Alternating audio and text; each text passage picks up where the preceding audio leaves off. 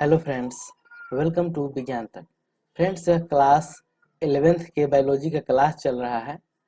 अध्याय नंबर है 15 और अध्याय का नाम है वृद्धि एवं परिवर्धन, यानी पादपों में वृद्धि और परिवर्धन कैसे होता है, ये सब कुछ जान रहे हैं। मैंने पिछले वीडियो में इस चैप्टर का जो मैंने पहला वीडियो था उसमें आपको बताया था कि वृद्धि क्या होती है और भी बहुत कुछ हमने डिस्कस किया था। आप उस वीडियो को ऊपर यहाँ आई बटन पे या नीचे डिस्क्रिप्शन में उसका लिंक होगा, वहां जा करके देख सकते हैं। अब आगे हमें पढ़ना है कि वृद्धि माप योग्य है, यानी क्या वृद्धि मापने योग्य है, अगर हाँ तो कैसे, और अगर मापना उसको आसान है या कठिन है, कैसे माप सकते हैं, ये सारा कुछ जानने वाले हैं। तो चलिए बिना किसी देरी के इस वीडियो को शुरू करते हैं। कोशिकीय स्तर पर वृद्धि मुख्यतः जीव द्रव्य मात्रा के वृद्धि का परिणाम है। देखिए, कोशिकीय स्तर पर वृद्धि कैसे होती है, तो जीव द्रव्य मात्रा में वृद्धि के कारण। जैसे मान लीजिए कि कोशिका है, अब इसमें जीव द्रव्य भरे होंगे, बहुत सारे अंदर जीव द्रव्य हैं। अब इसमें वृद्धि कैसे होगी, जैसे जैसे इसके जीव द्रव्य में वृद्धि होगी, यानी जीव द्रव्य में वृद्धि होगी, वैसे वैसे एक कोशिका भी बड़ा हो जाए, यानी पहले ये छोटी सी थी, अब ये बड़ी हो जाएगी। चूंकि जीव द्रव्य की वृद्धि को सीधे मापना कठिन है, अतः दूसरी मात्राओं को मापा जाता है जो कम या ज्यादा इसी के अनुपात में होता है। अब देखिए, चूंकि ये काफी कठिन है कि कोशिका के अंदर कितना जीव द्रव्य का मात्रा पहले था और कितना और बढ़ा है, इसको मापना काफी कठिन होता है। तो हम लोग क्या करते हैं कि कुछ दूसरी चीजों को मापते हैं और उसी अनुपात में ये जो जीव द्रव्य है वो भी घटता बढ़ता है, तो हम उससे पता लगा लेते हैं कि वृद्धि कितनी हुई है। इसलिए विभिन्न वृद्धि को विभिन्न मापदंडों द्वारा मापा जाता है। अब चूंकि डायरेक्ट हम लोग वृद्धि को नहीं नाप सकते हैं, इसलिए इसके लिए अलग अलग मापदंड तय किया जाता है, अलग अलग तरीकों से नापा जाता है। कुछ एक मापदंड दिए हैं: ताजी भार वृद्धि, शुष्क भार, लंबाई, क्षेत्रफल, आयतन तथा कोशिकाओं की संख्या आदि। देखिए, अब उस वो डायरेक्ट नहीं नाप सकते हैं तो कौन कौन से उपाय करते हैं, उसका ताजा जो ताजी भार वृद्धि है वो मापते हैं, शुष्क भार मापते हैं, लंबाई, क्षेत्रफल मापते हैं, आयतन मापते हैं, या फिर कोशिकाओं की संख्या को देखते हैं कि कम हुआ है या अधिक हुआ है। जाहिर सी बात है, अधिक होगा तभी उसमें वृद्धि होगी। आपको यह जानकर आश्चर्य होगा कि एक मक्के के मूल शिखाग्र विभजोतक में प्रति घंटे 7 से 500 या अधिक नई कोशिकाएं पैदा हो सकती है, जबकि एक तरबूज में कोशिकाओं के आकार में वृद्धि 3, 50 या 1000 गुना तक हो सकती है। अब देखिए, एक मक्का का छोटा सा विभजोतक होगा जिसमें 17 से लेकर 500 तक अधिक कोशिकाएं हो सकती है। ठीक है, उसी प्रकार जो तरबूज होता है उसमें 3 से लेकर के 1000 गुना तक वृद्धि हो सकती है कोशिकाओं की संख्या में। ठीक है, यानी पहले एक कोशिका हो तो हो सकता है 1 घंटे बाद वो कोशिकाएं कितनी हो जाए, 1000 हो जाए। ऐसे ही यहाँ पे भी है कि 17 से 500 नई कोशिकाएं बन जाती हैं, इसमें मक्के के बीजोतक में जो शिखागर पे होता है। आगे पढ़ते हैं। पहले वाले उदाहरण के लिए वृद्धि को कोशिकाओं की संख्या में वृद्धि के रूप में व्यक्त किया गया है, जबकि बाद वाले वृद्धि को कोशिकाओं के आकार में बढ़ोतरी के रूप में व्यक्त किया गया है। देखिए, पहला वाला में क्या कर रहे थे कि कोशिकाओं की संख्या उनकी गिनती पे बढ़ा रहे थे कि 17 से 500, जबकि ये गुना में बढ़ा रहे हैं। ठीक है, तो दोनों में अंतर है। तो बाद वाला में क्या गया है कि कोशिका के आकार में कितनी वृद्धि है ये देखा जा रहा है। ठीक है, तो कोशिका कितनी हो सकती है, 1 से 1000 गुनी हो सकती है। आगे बढ़ते हैं। एक पराग नलिका की वृद्धि लंबाई में बढ़त का एक अच्छा मापदंड है, जबकि पृष्ठधार पत्ती की वृद्धि को उसके पृष्ठीय क्षेत्रफल की सतह के रूप में मापा जाता है। अब देखिए, अगर हमें पराग नलिका की वृद्धि नापनी होगी तो क्या करेंगे, हम लोग उसका लंबाई नापेंगे। जबकि किसी पत्ती की में वृद्धि नापनी होगी तो हम लोग क्या करेंगे, उसका पूरा पृष्ठ क्षेत्रफल नापेंगे।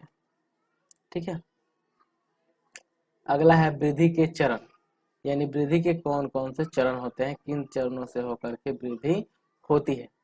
वृद्धि की अवधि को मुख्यतः 3 चरणों में बांटा गया है। कौन कौन है, विभज्योतिकी, दीर्घीकरण एवं परिपक्वता। आओ इसे हम मूलाग्र को देखकर समझें। चलिए आगे हम लोग फिगर के माध्यम से यहाँ पे समझेंगे।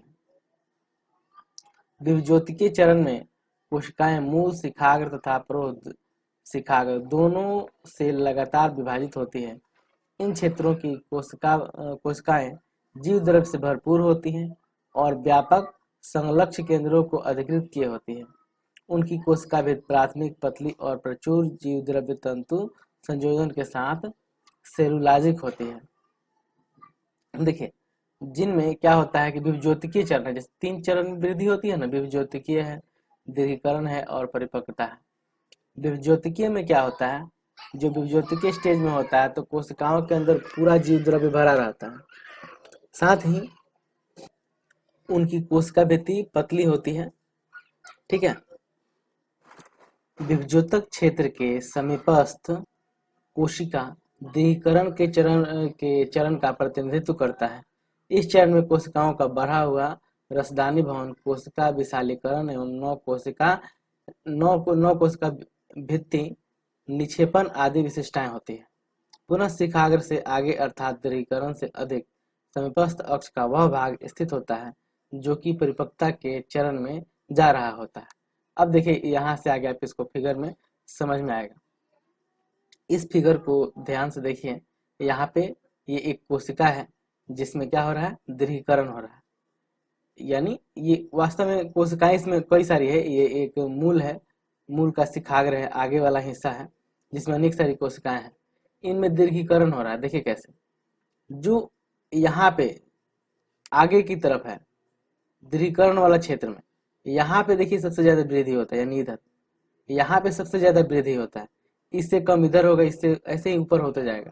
जैसे यहाँ पे दिखाया गया है अ ब स द य र ल व, इस क्रम में वृद्धि होता है। सबसे ज्यादा वृद्धि कहाँ होगा, अ वाले क्षेत्र में, उसके बाद ब वाले में, उसके बाद स वाले में। नीचे वाला में यानी अ की तरफ वृद्धि ज्यादा होगा और ऊपर वाला क्या होगा, परिपक्व होते जाएगा, यानी प्रौढ़ होते जाएगा, वो विकसित होते जाएगा।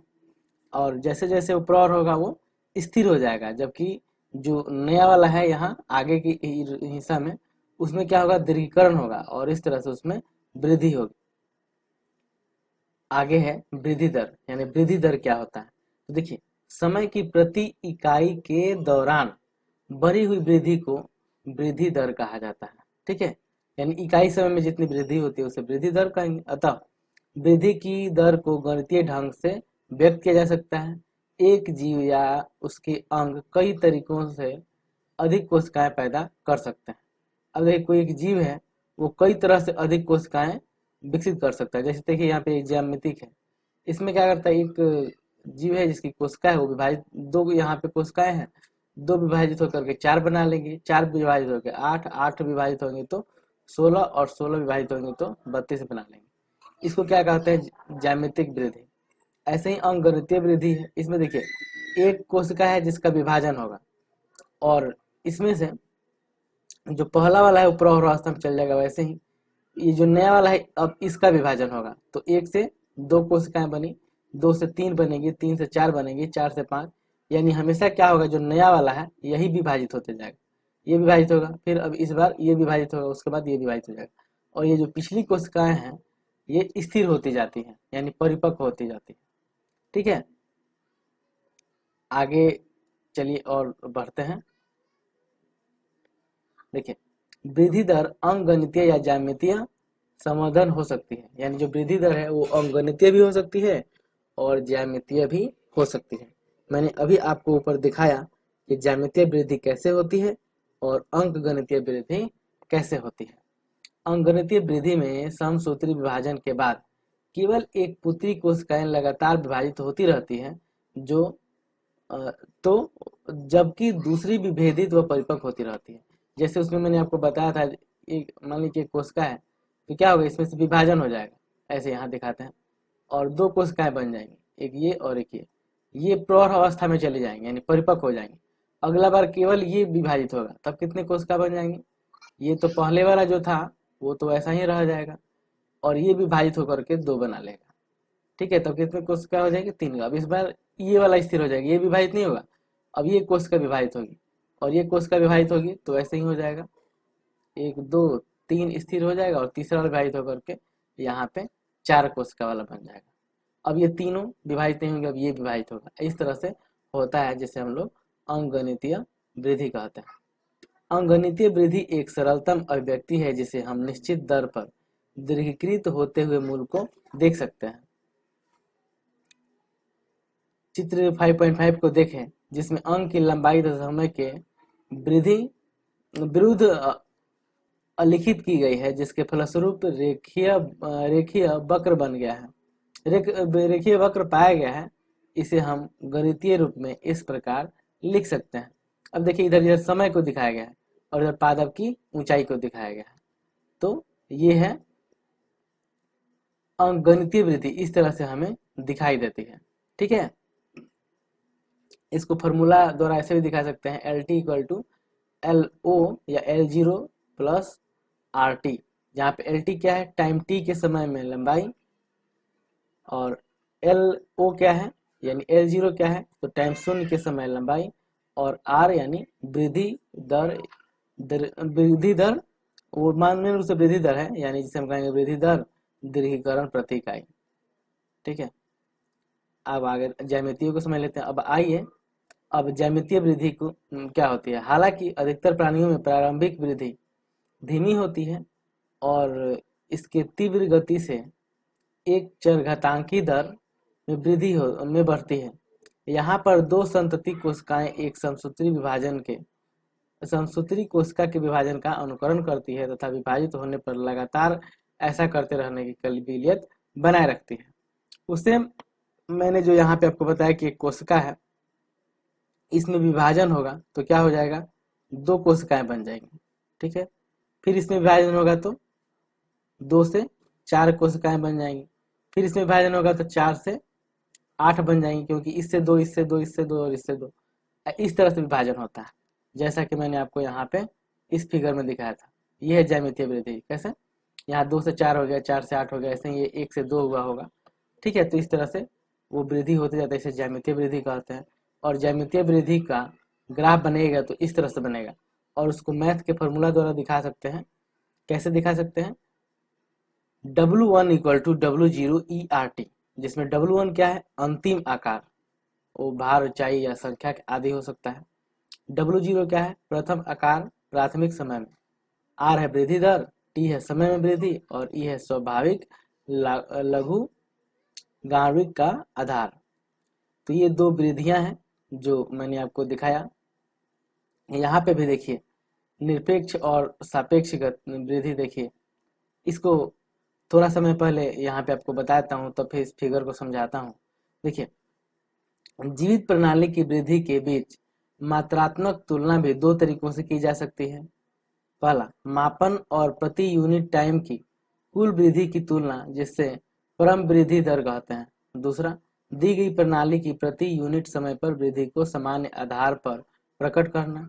उदाहरणार्थ, प्रति यूनिट प्रारंभिक मापदंड या पैमाइश को सापेक्ष वृद्धि दर कहते हैं। चित्र 5.7, और ये देखिए क्या दिखाई दे रहा है। देखिए, यहाँ पे दो पत्तियों में दो तरह की वृद्धि दिखाई दे रहा है। एक पत्ती है जिसका ये क्षेत्रफल है 5 वर्ग सेंटीमीटर, दूसरी पत्ती है जिसमें वृद्धि है कितना, 50 वर्ग सेंटीमीटर।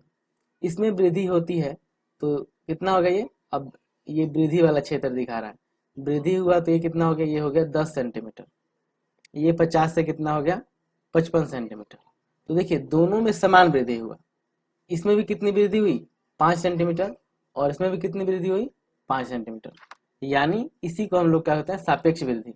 वृद्धि दोनों तरह के पत्तियों में एक समान होती है। यहाँ पे दिया गया है कि जहाँ पत्तियों अ और ब विभिन्न आकारों की दिखाई गई है, लेकिन दिए गए समय में उनके संपूर्ण क्षेत्रफल वृद्धि समान है, फिर भी उनमें एक सापेक्ष वृद्धि दर ज्यादा है। कह रहा है कि दोनों में समान वृद्धि हुई है, लेकिन किसका ज्यादा है, तो ज्यादा वृद्धि किसका है, इसका है। क्योंकि देखिए, ये क्या हो गया, 5 से 10 हो गया, यानी डबल हो गया, और यह 50 से केवल 55 हुआ है। वृद्धि समान हुई है, लेकिन जो वृद्धि का दर है वह इस छोटी पत्ती का ज्यादा है। ठीक है, अब चलिए समझते हैं। आगे है वृद्धि के लिए दशाएं। वृद्धि के लिए दशाएं, आप यह लिखने की कोशिश क्यों नहीं करते कि पौधों की वृद्धि के लिए जरूरी चीजें क्या है। इस सूची में जल, ऑक्सीजन, पोषक तत्व अवश्य होने चाहिए जो वृद्धि के लिए अनिवार्य है। पौधों की कोशिकाएं अपने आकार में बड़ी होकर वृद्धि करती हैं, जिसके लिए जल की आवश्यकता होती है। इसलिए एक पादप की वृद्धि और उसका परिवर्धन उसमें पानी की स्थिति या उपलब्धता से जुड़ी है। वृद्धि के लिए आवश्यक एंजाइमों की क्रियाशीलता के लिए जल एक माध्यम उपलब्ध कराता है तथा ऑक्सीजन उपा उपाची ऊर्जा को मुक्त करने में मदद करता है। अब देखिए, वृद्धि के लिए जल क्यों आवश्यक है? क्योंकि वृद्धि के लिए जो एंजाइम्स होते हैं, पोषक पदार्थ होते हैं, वो जल में घुलते हैं और जल उनको ले जाने में सहायता प्रदान करता है। पौधों द्वारा पोषकों की आवश्यकता जीव द्रव्य के संश्लेषण तथा ऊर्जा के स्रोत के रूप में काम करने के लिए होती है। ठीक है। इसके अतिरिक्त पादप वृद्धि के लिए इष्टतम ताप परिसर होता है, जो उसकी वृद्धि के लिए अत्यंत ही अनुकूलित होता है, अनुकूल होता है। अब देखिए, पानी तो चाहिए, साथ ही पानी यानी जल के साथ एक ताप का परिसर होना चाहिए। इष्टतम बहुत एक निश्चित ताप का परिसर होना चाहिए। ऐसा नहीं कि ताप ज्यादा है तब भी वृद्धि समान होगी या ताप कम है। ताप न ही ज्यादा कम होना चाहिए, न ही ज्यादा अधिक होना चाहिए, तभी वृद्धि हो सकती है। ताप अधिक हो जाएगा तब भी वृद्धि रुक जाएगी या स्लो हो जाएगी, और ताप बहुत कम हो जाएगा तब भी वृद्धि रुक जाएगी या फिर स्लो हो जाएगी। इस ताप के दायरे से किसी प्रकार का बिलगाव उसकी उत्तरजीविता के लिए हानिकारक हो सकता है। इसके साथ ही पर्यावरणीय संकेत जैसे प्रकाश का गुरुत्वाकर्षण भी वृद्धि की कुछ अवस्थाओं के चरणों को प्रभावित करता है। तो जैसा कि मैंने पहले ही बताया कि ताप नहीं ज्यादा होना चाहिए, नहीं कम होना चाहिए, नहीं तो उसकी उत्तरजीविता पर ही असर पड़ने लगेगा, हो सकता है पौधा की मृत्यु हो जाए। इसके अलावा क्या है, प्रकाश का गुरुत्वाकर्षण। प्रकाश का गुरुत्वाकर्षण क्या होता है? प्रकाश एवं गुरुत्वाकर्षण भी वृद्धि की कुछ अवस्थाओं में के चरणों में प्रभावित करता है। यानी उस पौधे को प्रकाश किस तरह से मिल रहा है और वहाँ पे गुरुत्वाकर्षण कैसे काम कर रहा है, इस पर भी पौधे की वृद्धि जो है वो निर्भर करती है। फ्रेंड्स, इस वीडियो में इतना ही। अब अगले वीडियो में हम लोग जानेंगे विभेदन क्या होता है और भी बहुत कुछ पूरा डिटेल में उसको मैं बताऊंगा। यह वीडियो आपको कैसा लगा है कमेंट करके जरूर बताइएगा। अच्छा लगा है तो लाइक कीजिएगा, अपने फ्रेंड्स के साथ शेयर कीजिएगा। कोई शिकायत या सुझाव हो उसे भी कमेंट बॉक्स में लिखिएगा। यह वीडियो देखने के लिए आपका बहुत बहुत धन्यवाद। बाय।